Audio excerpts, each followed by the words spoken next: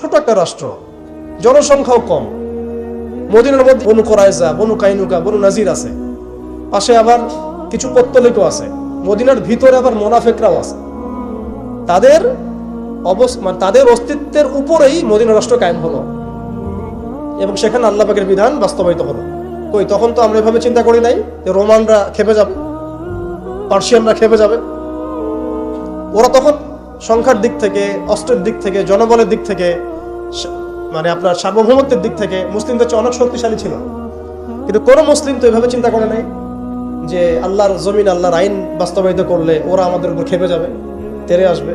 আর আসলেই বাকি যে কয়েকবার তেরে আসছে সে কয়েকবার তারা নাকানি চুবানি খেয়ে বিতাড়িত হয়েছে। আমরা সেই রোমানদেরকে ডিফিট করেছিলাম, সেই পার্সিয়ানদেরকে ডিফিট করেছি, সেই রোম সাম্রাজ্য, সিরিয়া, শাম এগুলো আমরা বিজয় করেছি, সে পারস্য আমরা বিজয় করেছি। যারা আমাদের এগেনস্টে দাঁড়ানোর চেষ্টা করেছে আল্লাহ পাক ধুলা মারি উড়িয়ে দিয়েছিলেন। কই তখন তো আমাদেরকে এত নেগেটিভ চিন্তা করতে হয় নাই, ব্যাকফুট চিন্তা করতে হয় নাই। এখন হয় কেন? বিকজ আমরা সেই ঈমান, সেই তাকওয়া, সেই আকীদা, সেই আমল, সেই মানহাজের মধ্যে নাই। As simple as that. আমরা এখন সেই অবস্থায় নাই, ঈমানের দিক থেকে, আমলের দিক থেকে, তাসকিয়ার দিক থেকে, জামাআর দিক থেকে। সবচেয়ে বড় কথা হচ্ছে দিন পালনের দিক থেকে, আর দিন বোঝা এবং পালন করার দিক থেকে আমরা ওই জায়গায় নাই। আমরা দেখুন দিন পালন করছি আংশিক, যতটুকু আমার পক্ষে পসিবল হচ্ছে আংশিক, বুফের মতো আমরা মনে করছি, যেটা ইচ্ছা নিব, যেটা ইচ্ছা নিব না। দিন তো বুফে না। উদখুলু ফিস সিলমি কাফা মানে হচ্ছে দিনে আমাকে পরিপূর্ণরূপে প্রবেশ করতে হবে। যখন যেটা আমার সামনে আসবে আমাকে সেটা করতে হবে। ফরজ হয়েছে নামাজ পড়তে হবে, যাকাত ফরজ হলে যাকাত দিতে হবে, হজ ফরজ হলে হজ করতে হবে। আমার এখানে অপশনাল কোনো থিঙ্কিং এর তো সুযোগ নাই। পর্দা ফরজ হলে পর্দা করতে হবে, ইভেন জিহাদ ফরজ হলে জিহাদও করতে হবে।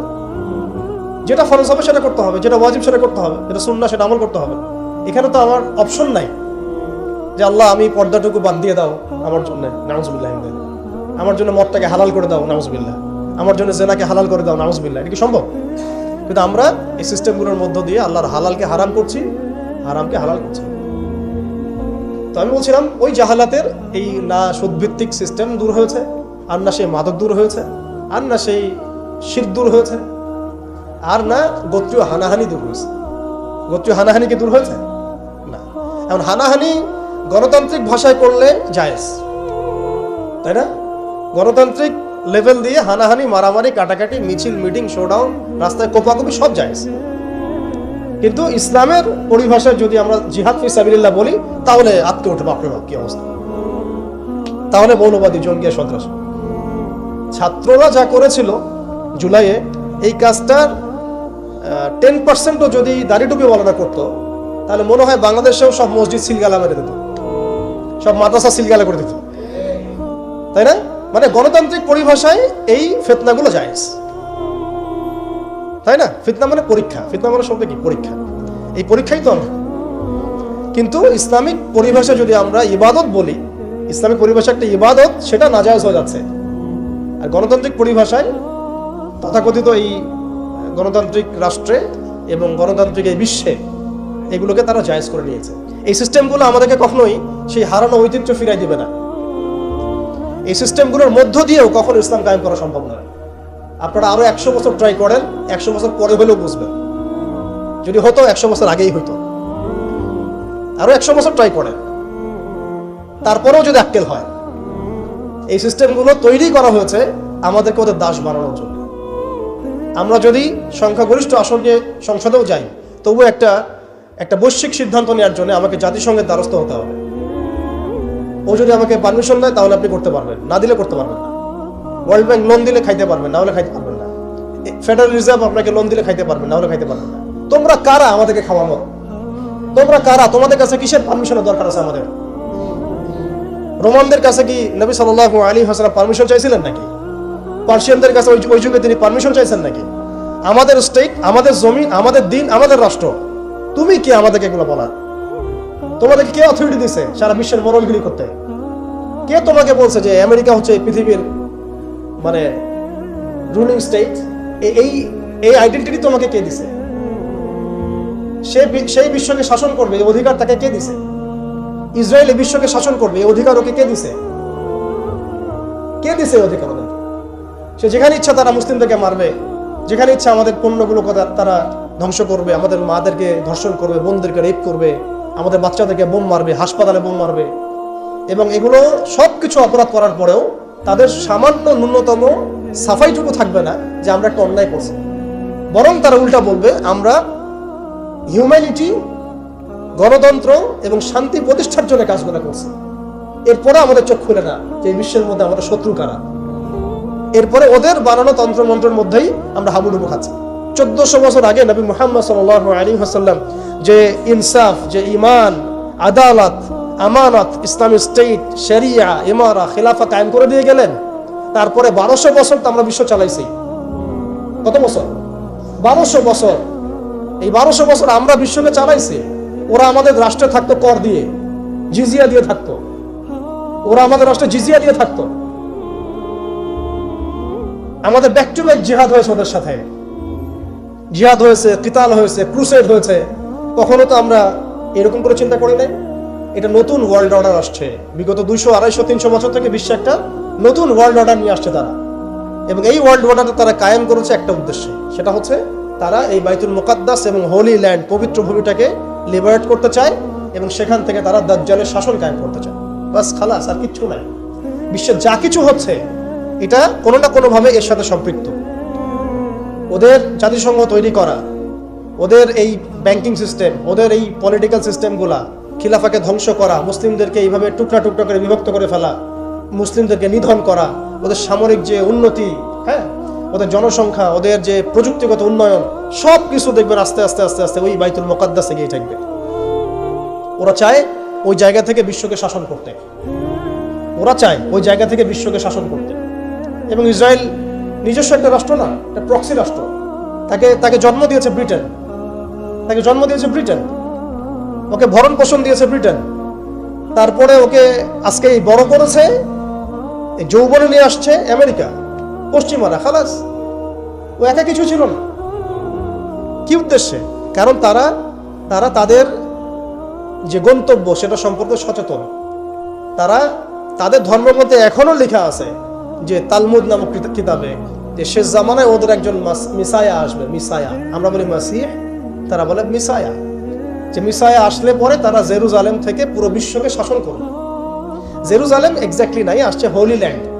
তো হোলি ল্যান্ডের কেন্দ্র তো জেরুজালেমই আর কি। সেই হিসেবে বললাম হোলি ল্যান্ডটা কি মিশরের নীলনদ থেকে ইরাকের ইউফ্রেটিস নদী পর্যন্ত, মিশর থেকে ইরাক, এই পুরো জায়গাটা ওরা উন্মুক্ত করতে চায়। করতেছে কিনা? করতেছে কিনা? একটু একটু একটু একটু করে তারা এই মিশনের দিকে হেঁটে যাচ্ছে। এবং যারাই ওদের পথে বাধা দেবে তাদেরকে তারা ধ্বংস করে দেবে। আরবের মুনাফিকরা এমনি তাদের তাবেদার হয় নাই, কারণ ওদেরকে তারা এই ভয়ে, জুজুর ভয়ে রেখে দিয়েছে। বিশ্বাস করেন এই FBI, তারপর CIA, বাকি যারা যারা ওদের গোয়েন্দা সংস্থারা আছে, এরা সবাই কোনো না কোনোভাবে আরবকে নিয়ন্ত্রণ করছে। শুধু তাই না, ওদের আদলে প্রত্যেকটা সেকুলার মুসলিম কান্ট্রিকে সাজানো হচ্ছে। ওই ধাঁচেই সামরিক বাহিনীগুলো কাজ করছে। তাদের মিশন আমরা সার্ভ করতেছি, তাদের মিশন মুসলিমরা সার্ভ করতেছে।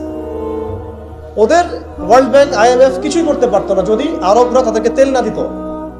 শুধু তেল দিয়েছে তাই নয়, বরং তার একটা পেট্রো ডলার মনিটরিং সিস্টেম চুক্তি করেছে। পেট্রো ডলার মনিটরিং সিস্টেম, এটাকে আমরা বলি পেট্রো ডলার চুক্তি। এই চুক্তি ডলারকে বিশ্বের মানে লিডিং কারেন্সি বানাইছে। ডলারের কি মূল্য আছে যে আমাকে এত টাকা দিয়ে $1 কিনতে হবে?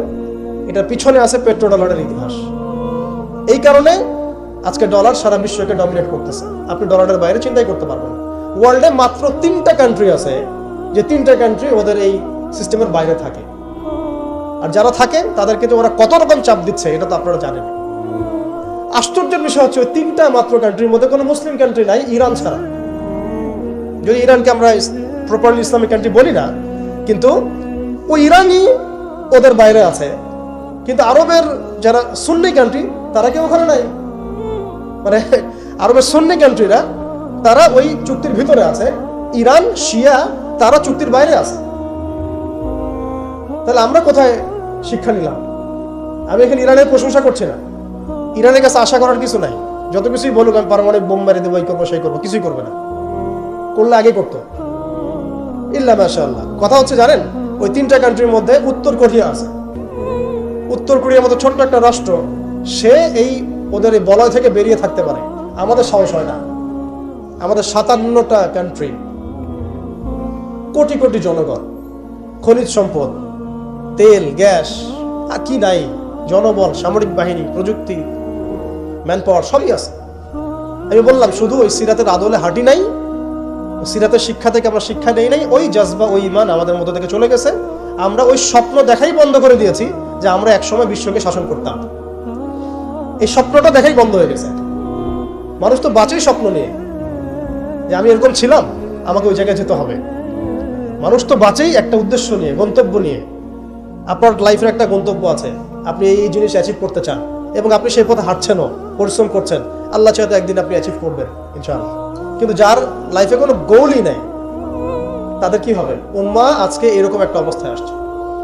আমি এখানে আমভাবে সবার কথা বলছি না।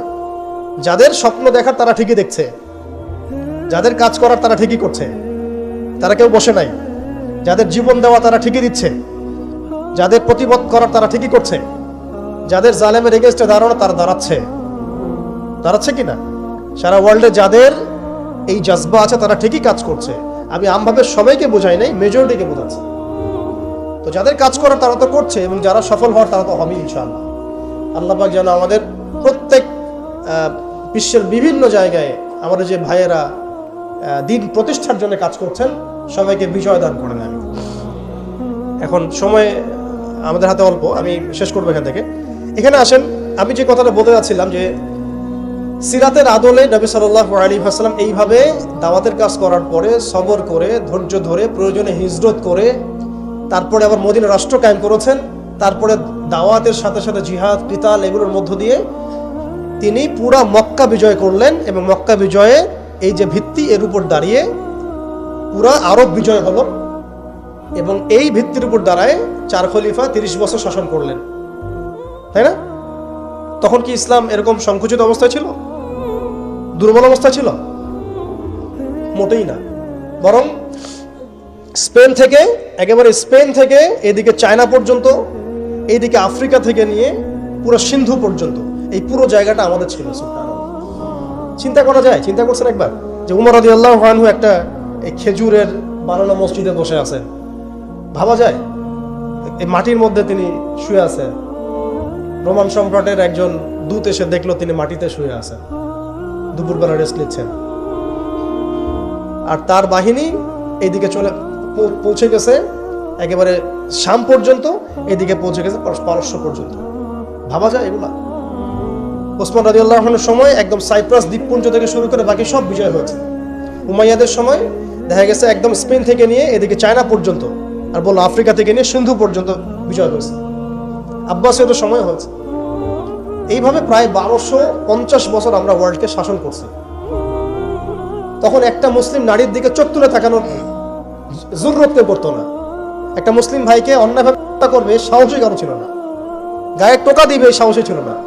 আজকে আমাদের চোখের সামনে বিগত 100 বছরে আমার তো মনে হয় মিনিমাম 10 কোটি মুসলমান হত্যা করা হয়েছে। মিনিমাম 10 কোটি মুসলমানকে হচ্ছে বিগত 100 বছর। মানে একেবারে চিহ্নিত করে করে মারা হচ্ছে, ইস্যু তুলে তুলে মারা হচ্ছে। যখন কোনো ইস্যু নাই, সবাই শান্তিপূর্ণ অবস্থায় থাকতে যাচ্ছে, তখন জঙ্গি ইস্যু তৈরি করা হচ্ছে, কোন নাটক সাজানো হচ্ছে। আরে মারবি বা যুদ্ধ করবি তো ঘোষণা দিয়ে কর, লুকাচুরির কি আছে? মুসলিমদেরকে মারার জন্য ভারতে নতুন নতুন পায়তারা চলতেছে। এখন আমাদের এই ভাইরা তো বদ্ধ একটা জায়গায়। আপনারাই বলেন তারা কি করবে এখন? তারা মিশন নিছে, রাষ্ট্রীয়ভাবে মিশন নিছে মুসলিম নিধনের। এখন এই ভাইদের কোনো রাষ্ট্র নাই, কোনো জামায়া নাই, কোনো আমির নাই, কোনো এদাদ নাই, কোনো জিহাদের কোনো মানে ওখানে অবস্থাই নাই করার মতো তাদের, তাই না? ভিতরে কথা বলছি আমি, কাশ্মীরের কথা বলছি না। তাহলে এই ভাইরা এখন কি করবে? এই যে অবস্থা, এই অবস্থা কি মনে করছেন আমাদেরকে প্রভাবিত করবে না? অভ্যন্তরীণভাবে এখানে বাংলাদেশে আমরা বেশিরভাগ মুসলিম হলেও আমাদের আশেপাশে চতুর্দিকে ঘোরাফেরা করতেছে কুফাররা, চতুর্দিকে ঘোরাফেরা করতেছে। আপনি কাকে বিশ্বাস করবেন? চায়নাকে বিশ্বাস করবেন? ভারতকে বিশ্বাস করবেন? নেপাল ভুটানকে বিশ্বাস করবেন? না মায়ানমারকে বিশ্বাস করবেন? আপনি যাবেন কোন দিকে? আমাদের প্রস্তুতিটা কি? আমাদের প্রিপারেশন কি? রাষ্ট্র কি প্রিপারেশন নিচ্ছে? আমার কথা হচ্ছে, রাষ্ট্র নাকি যুদ্ধ করে? সবাই বলেন একটা কথা না, রাষ্ট্রের অধীনে যুদ্ধ। তো রাষ্ট্র কি প্রিপারেশন নিচ্ছে? রাষ্ট্রের সেই ফিকির আছে কিনা? রাষ্ট্রের তো এই ফিকিরটুকু নাই যে রাষ্ট্রের মধ্যে ইসলামিক আইনগুলো বাস্তবায়িত হোক। এইটুকু ফিকির নাই তো আপনাদের। যারা ইলেকশন নির্বাচন গণতন্ত্র এগুলো করতেছেন, কার ফিকির আছে? আল্লাহর কসম করে মুখে হাত দিয়ে বলেন তো, কার ফিকির আছে ক্ষমতায় গিয়ে আপনি আল্লাহর আইন বাস্তবায়ন করবেন? ইসলামপন্থী ভাইদের কথা বাদ দিচ্ছি, ইসলামপন্থী ভাইদের কথা বাদ দিলাম, আমি সেকুলারদের কথা বলছি, ডেমোক্রেটিকদের কথা বলছি। কারণ রাষ্ট্র চলে আসছে এইভাবেই। আর যারা ফিকির করছেন ইসলাম নিয়ে আমি যাব, ওখানে গিয়ে এটা করবো, এটা আপনি ডেমোক্রেটিক সিস্টেমে করতে পারবেন না। আপনাকে সিস্টেমটা সরাই ফেলতে হবে। গণতন্ত্র বলে কোনো শব্দই রাখা যাবে না, তারপরে শরিয়া কায়েম করতে পারবেন। শরিয়া আর গণতন্ত্র একসাথে থাকতে পারে না। শরিয়া, গণতন্ত্র, ধর্মনিরপেক্ষতাবাদ, কমিউনিজম এগুলো একসাথে থাকতে পারে না। একটা বোতল, এর মধ্যে আছে আপনার বিষ, এখানে আপনি দুধ খেতে পারবেন না। একটা বোতল, এখানে আছে বিষ, আপনি এটাকে 1000 বার ধুইতে হবে, ধোয়ার পরে আপনি দুধ ঢালতে পারবেন, খাওয়ার রিস্ক নিতে পারবেন। তাও খাবেন কিনা সন্দেহ আছে। দেশের যত সমস্যা দেখবেন, মিডিয়া যান, মিডিয়ায় গেলে মনে হবে দেশের সমস্ত সমস্যার হালত এবং সমাধান হচ্ছে একটা বিষয়, মিডিয়ার ভাষায়। মিডিয়ায় ঢোকেন, দেখেন কি হচ্ছে, অনেক প্রবলেম দেশের মধ্যে, সংস্কার এইটা সেটা অনেক কিছু হচ্ছে। ভাবখানা এমন যে সব কিছু থেকে উদ্ধার করবে আমাকে একটা শব্দ, তার নাম নির্বাচন। তার নাম মানে নির্বাচন হলেই সব সমাধান হয়ে যাবে।